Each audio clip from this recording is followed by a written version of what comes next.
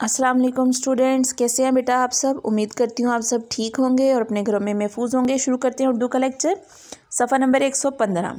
सफ़ा नंबर 115 पे है नज़म को मिलजुल कर तर्ज बनाकर पढ़िए। ठीक है, ये तो होगी पढ़ाई, हम कर चुके हैं आगे।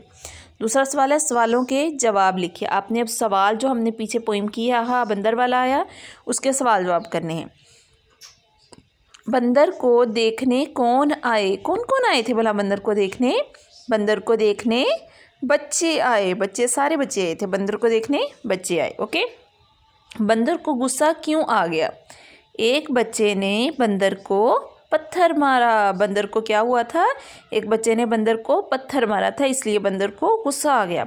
बंदर ने गुस्से में कैसी आवाज़ निकाली थी, कैसे आवाज़ निकाली थी भला। बंदर ने गुस्से में खूं खूं की आवाज़ निकाली। ये आपने पूरा लिखना है बेटा, सिर्फ खूं खूं नहीं लिखना। अब आप बड़े हो गए हो तो आपने ये इसी तरह पूरी लाइंस लिखनी है। 3 सवाल हैं बेटा ये आपके, आपने इन सवालों को अच्छे से लिखना है और राइटिंग अच्छी अच्छी करनी है और बहुत नीट काम करना है। और अपना ख्याल रखें। अल्लाह हाफिज़ बेटा।